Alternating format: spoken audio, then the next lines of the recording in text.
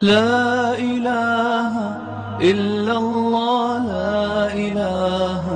إلا الله لا إله إلا الله ما لنا رب سوى لا إله إلا الله لا إله إلا الله لا إله إلا الله ما لنا رب سوى.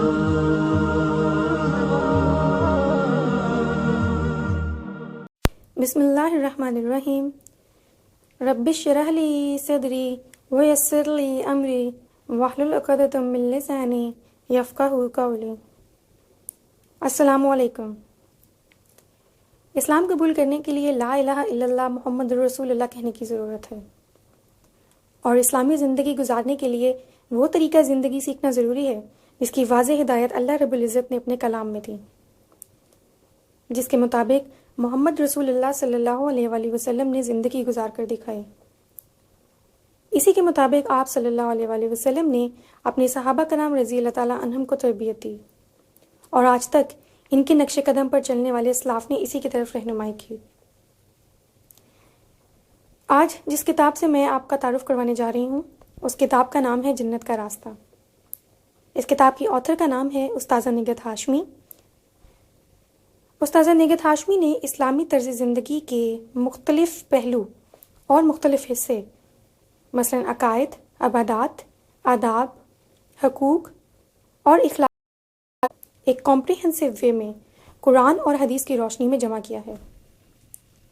اور یقیناً اس کتاب کا مطالعہ ایک مسلمان کی زندگی میں ایک رہنما کتاب کی حیثیت رکھے گا.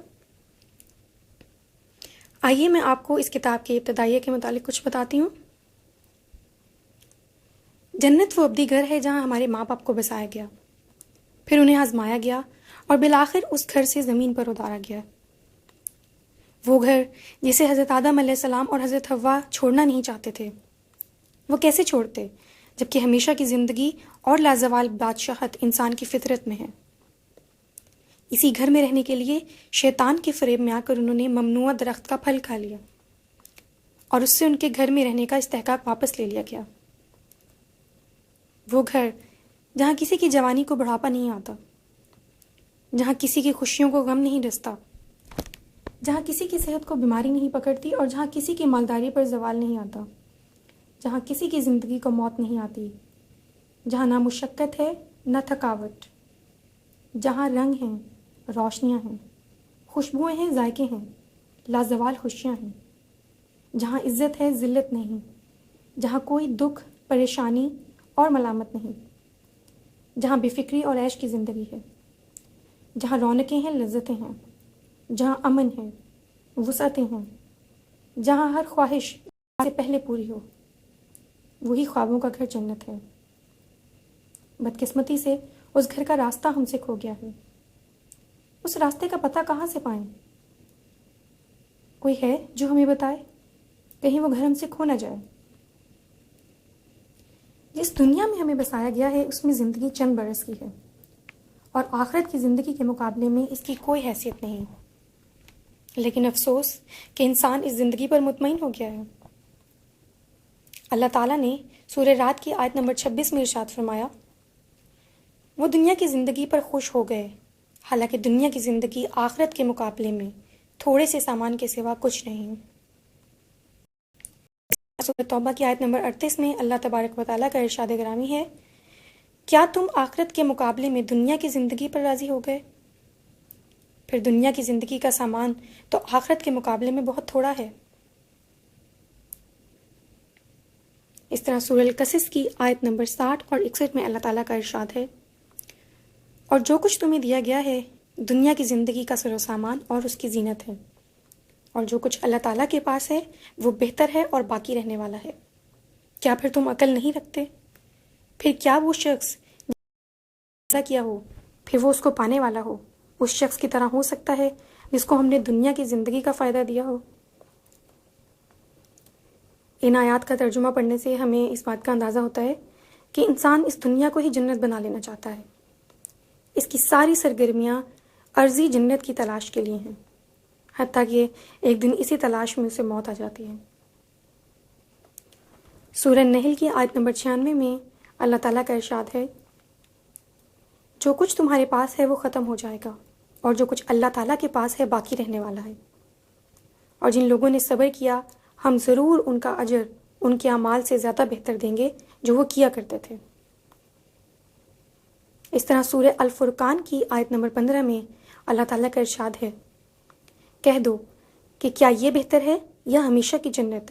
جس کا وعدہ اللہ تعالیٰ سے ڈرنے والوں سے کیا گیا ہے، جو ان کے لیے بدلہ اور ٹھکانہ ہوگی۔ سورہ رات کی آیت اللہ تعالیٰ کا ارشاد ہے، جنت کی مثال جس کا اللہ تعالیٰ سے ڈر جانے والوں سے وعدہ کیا گیا ہے، اس کے نیچے نہریں بہتی ہیں، اس کے پھل اور اس کا سایہ دائمی ہے۔ ان آیات کا ترجمہ پڑھنے سے ہمیں پتہ چلتا ہے کہ انسانوں کی دنیا میں خوف ہے، غم ہے، دکھ ہے، بیماری ہے، بڑھاپا ہے، مشکلات ہیں، حسد ہے، دشمنی ہے، جنگ ہے، موت ہے، اور انسان ہمیشہ سے امن، سکون اور بے خوفی کی تلاش میں ہے، اور یہ تلاش اس زمین پر بے سود ہے۔ امن کا مقام تو جنت ہے، جیسے کہ اللہ تعالیٰ نے سورہ دخان کی آیت نمبر 51 سے لے کر 55 تک میں ارشاد فرمایا، بے شک متقی لوگ امن کی جگہ میں ہوں گے، باغوں اور چشموں میں، وہ باریک ریشم اور دبیز ریشم میں سے پہنیں گے، آمنے سامنے بیٹھے ہوں گے، اس طرح ہم ان کو گوری اور بڑی آنکھوں والی حوروں سے بیاہ دیں گے، اس میں وہ طرح طرح کے لذیذ پھل اطمینان سے طلب کریں گے۔ اس طرح سورہ زمر کی آیت نمبر 73 میں اللہ تعالیٰ کا ارشاد ہے، اور جو لوگ اپنے رب سے ڈر کر رہے انہیں گروہ در گروہ جنت کی طرف لایا جائے گا، یہاں تک کہ جب وہ وہاں پہنچیں گے اور جنت کے دروازے کھول دیے گئے ہوں گے اور ان کے محافظ ان سے کہیں گے، سلام ہو تم پر، بہت اچھے رہے تم، پھر داخل ہو جاؤ، اس میں ہمیشہ رہنے والے ہو۔ سورہ رات کی آیت نمبر 23 اور 24 میں اللہ تعالیٰ نے ارشاد فرمایا، ابدی باغ جن میں وہ داخل ہوں گے اور ان کے آبا و اجداد اور ان کی بیویوں اور ان کی اولاد میں سے جو صالح ہیں وہ بھی، اور فرشتے ہر دروازے سے ان کے پاس آئیں گے،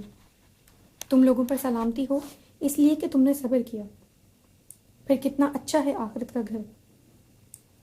سورہ مریم کی آیت نمبر 85 میں اللہ تعالیٰ کا ارشاد ہے، جس دن ہم ڈر جانے والوں کو رحمان کی طرح جمع کرتے لے جائیں گے۔ سورہ دہر کی آیت نمبر 20 میں اللہ تعالیٰ نے ارشاد فرمایا، وہ گھر جہاں نعمتوں کی فراوانی ہوگی، اور جب تم دیکھو گے نعمتیں ہی نعمتیں ہیں اور عظیم بادشاہت۔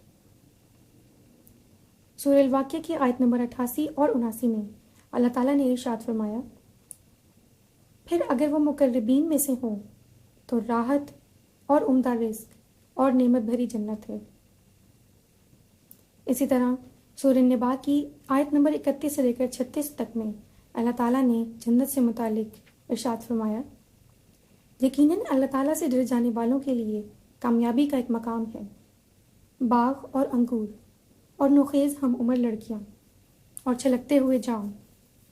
وہ اس میں کوئی لغو نہیں سنیں گے اور نہ کوئی جھوٹی بات، بدلہ اور بہت سا انعام تیرے رب کی طرف سے۔ اس طرح سورہ الغاشیہ کی آیت نمبر 8 سے لے کر 16 تک میں اللہ تعالیٰ ارشاد فرماتا ہے، کچھ چہرے اس دن بارونق ہوں گے، اپنی کوشش پر خوش ہوں گے، عالی مقام جنت میں، اس میں وہ کوئی لغو بات نہ سنیں گے، اس میں چشمے جاری ہوں گے، اس میں اونچے تخت ہوں گے اور ساغر رکھے ہوئے ہوں گے، اور گاؤں تکیے قطاروں میں لگے ہوئے اور نفیس قالین بچھے ہوئے ہوں گے۔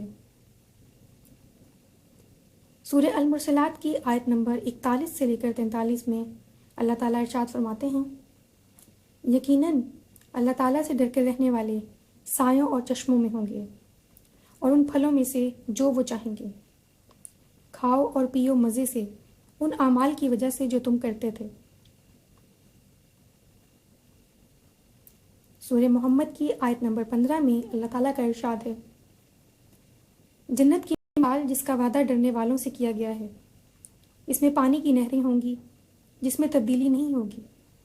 اور ایسے دودھ کی نہریں جس کا مزہ بدلہ نہیں ہوگا، اور ایسی شراب کی نہریں جو پینے والوں کے لیے لذیذ ہوں گی، اور ایسے شہد کی نہریں جو صاف ہوگا، اور اس میں ان کے لیے ہر طرح کے پھل ہوں گے، اور ان کے رب کی طرف سے بخشش ہوگی۔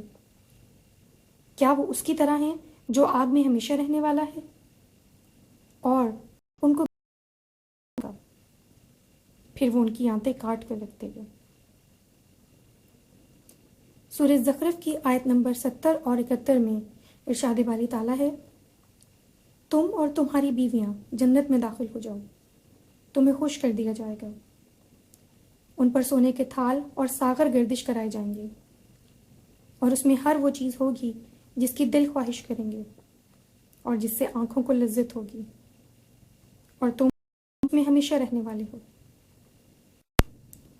سورہ الواقعہ کی آیت نمبر 15 سے لے کر 26 تک میں اللہ تعالیٰ نے جنت کے متعلق کچھ اس طرح بیان فرمایا، جڑاؤ تختوں پر ان پر تکیہ لگائے آمنے سامنے بیٹھنے والے ہمیشہ رہنے والے لڑکے ان کے پاس پھر رہے ہوں گے، پیالے اور چشمے کی شراب کے ساغر، اس سے نہ ان کو سر درد ہوگا اور نہ ان کی عقل میں فطور آئے گا، اور پھل اس میں سے جو چاہیں چن لیں، اور پرندوں کا گوشت اس میں سے جس کی خواہش کریں گے، اور بڑی آنکھوں والی حوریں جیسے چھپا کر رکھے ہوئے موتی، اس میں وہ کوئی بےہودہ کلام یا گناہ کی بات نہ سنیں گے۔ وہ جنت جس کا راستہ ہم سے کھو گیا، ہمیں اس کی طرف پلٹ کر جانا ہے۔ وہ راستہ پاک زندگی گزارنے کا طریقہ ہے جس میں فکر کی پاکیزگی کے لیے عقیدہ، رب کی عبادات کے احکامات، دل اور زبان کی عبادت کے طریقے، اور تعلقات کی پاکیزگی کے لیے حقوق و فرائض، دل اور زبان کی پاکیزگی کے لیے اخلاقیات، اور جسم کی پاکیزگی کے لیے طہارت کے احکامات۔ جنت کے راستے کے مسافر اس دنیا کو جنت جانے کے لیے صرف استعمال کرتے ہیں، حقیقت میں ان کی نظریں اپنی منزل پر ہوتی ہیں، ان کا وقت اسی مقصد کے حصول کے لیے لگتا ہے، اور ان کی قوتیں اور صلاحیتیں اسی مقصد کو حاصل کرنے کے لیے صرف ہوتی ہیں۔ اور اس راستے کے مسافر کے لیے سب سے بڑی دولت عقیدہ ہے۔ جنت کا راستہ علم کا راستہ ہے۔ رسول اللہ صلی اللہ علیہ وآلہ وسلم نے ارشاد فرمایا، جو شخص علم کے راستے پر چلتا ہے اللہ تعالیٰ اس کے لیے جنت کا راستہ آسان کر دیتا ہے، اور یہی علم عمل کا امام ہے۔ ضرورت اس بات کی ہے کہ ہم اپنے علم کو پختہ کریں، اور اس کتاب یعنی جنت کا راستہ کا مقصد جنت کے راستے پر چلنے کے لیے آسانی فراہم کرنا ہے، تاکہ ہم وہ طرز زندگی اختیار کر سکیں جس سے ہم اپنے رب کو راضی کر سکیں۔ اور اللہ تعالیٰ سے دعا ہے کہ اس کتاب کو جنت کا راستہ آسان کرنے میں معاون اور مددگار بنائے۔ ہم اپنے پہلے سبق میں انشاءاللہ عقیدے سے متعلق پڑھیں گے۔ ہمیں جاننے کی کوشش کریں گے کہ عقیدہ کسے کہتے ہیں، عقیدہ رکھنا کیوں ضروری ہے، دین اسلام کیا ہے، اور دین اسلام کے کتنے درجات ہیں، اسلام اور ایمان میں کیا فرق ہے، ایمان کی کتنی شاخیں ہیں اور ایمان کے کیا ارکان ہیں، احسان کسے کہتے ہیں، اور دین اسلام میں شہادتین کا کیا درجہ ہے۔ اس میں ہم یہ بھی جاننے کی کوشش کریں گے کہ لا الہ الا اللہ کے کیا معنی ہیں، اور لا الہ الا اللہ کہنے والے کے لیے شرائط، اور محمد رسول اللہ صلی اللہ علیہ وآلہ وسلم کے رسول ہونے کی گواہی کی کیا شرائط ہیں۔ تو انشاءاللہ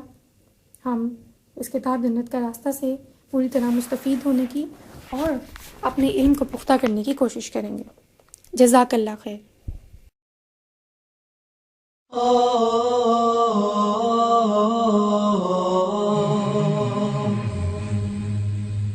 Oh